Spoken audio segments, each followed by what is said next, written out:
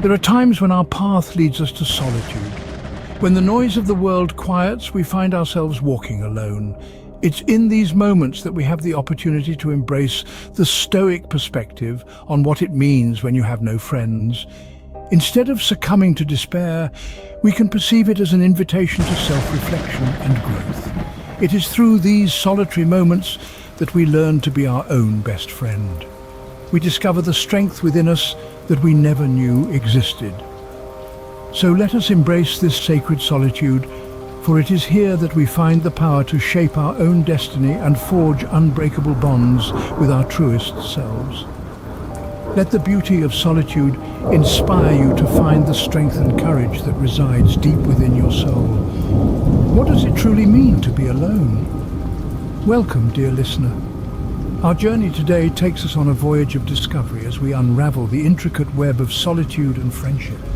These two concepts, seemingly at odds, are in fact deeply interconnected, each playing a crucial role in our lives. From the bustling metropolis to the quiet countryside, the need for companionship battles with the desire for solitude, creating a fascinating dynamic that shapes our existence.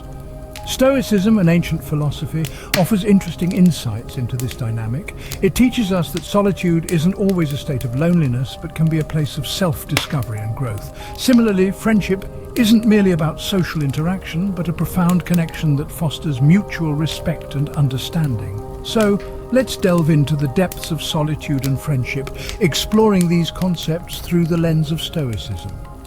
Before we explore solitude and friendship, it's crucial to understand Stoicism, the philosophical lens through which we'll be viewing these concepts.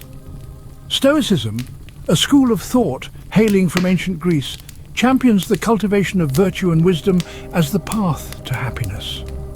It offers us a robust framework to navigate the highs and lows of existence, the joys of camaraderie, and the depths of solitude.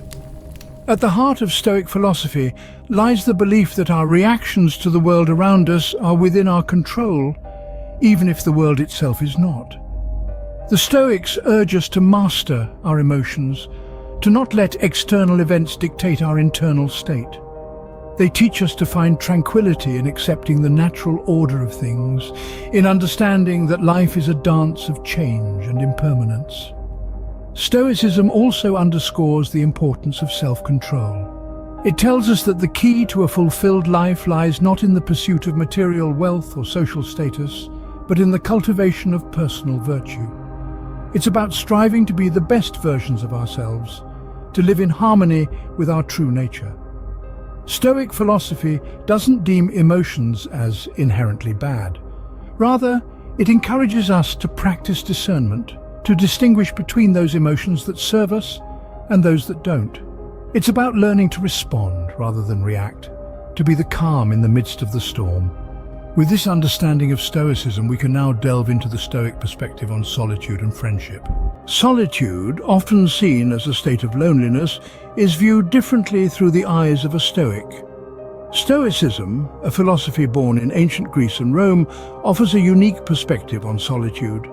Stoics, like the great Roman philosopher Seneca, saw solitude not as a state of loneliness or isolation, but rather as a state of self-reflection and personal growth.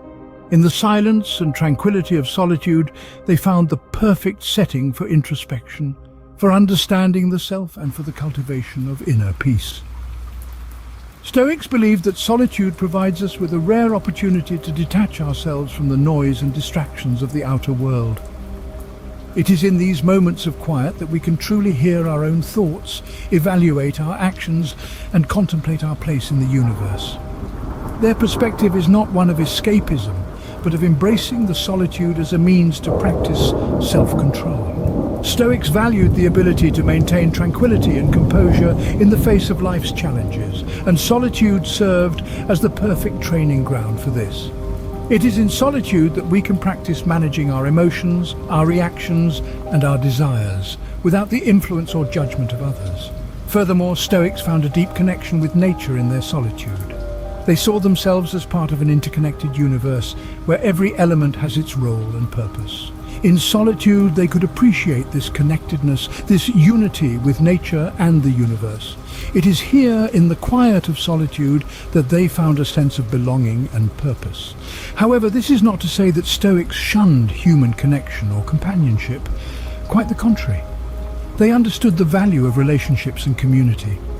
But they also knew the importance of balancing social engagement with periods of solitude. For it is in solitude that we can truly understand and appreciate the value of companionship. So in the Stoic view, solitude isn't a curse but a blessing, a time for self-reflection and growth. In contrast to solitude, friendship represents a connection with others. But what does friendship mean to a Stoic? Stoicism, an ancient philosophy, has long held a unique perspective on friendship. To a Stoic, friendships are not mere emotional bonds, rather they are perceived as social duties, a form of mutual benefit where both parties seek to grow and thrive. Stoics advocate for the quality of friendships, not the quantity. They believe in nurturing meaningful relationships that foster personal growth and wisdom, rather than accumulating acquaintances for social standing or popularity. A Stoic would rather have a handful of deep, enriching friendships than a crowd of superficial ones.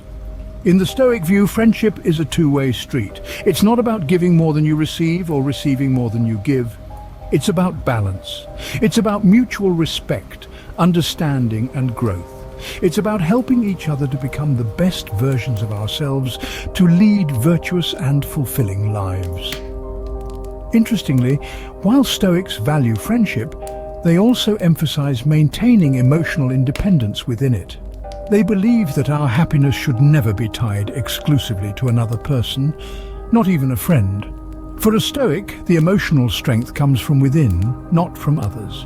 They believe in being self-sufficient, in being able to stand on their own 2 feet, even in the face of adversity.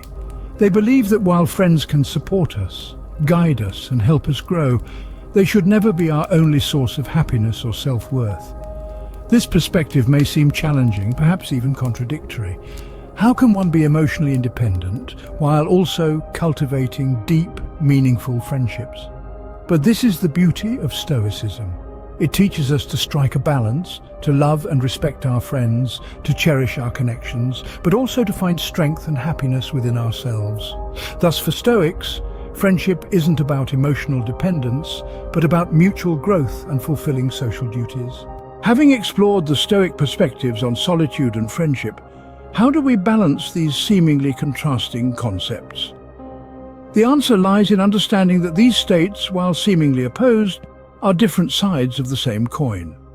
They are both opportunities for personal growth, for self-reflection, and for emotional independence. Stoicism, a philosophy grounded in understanding and accepting the world as it is, encourages us to view solitude and friendship not as opposing forces, but as complementary experiences. Solitude, in the Stoic view, is an opportunity for introspection. It allows us to examine our thoughts and feelings, to understand our desires and fears, and to cultivate an inner peace that is independent of external circumstances. On the other hand, friendship offers a different kind of opportunity. It allows us to engage with others, to learn from their experiences and perspectives, and to cultivate virtues such as kindness, generosity, and compassion. But even in friendship, Stoics emphasize the importance of emotional independence. We should not rely on our friends for our happiness, but rather see them as companions on our journey, sources of mutual support and learning. Balancing solitude and friendship, then, involves recognizing the value of both states and cultivating the ability to be at peace in either.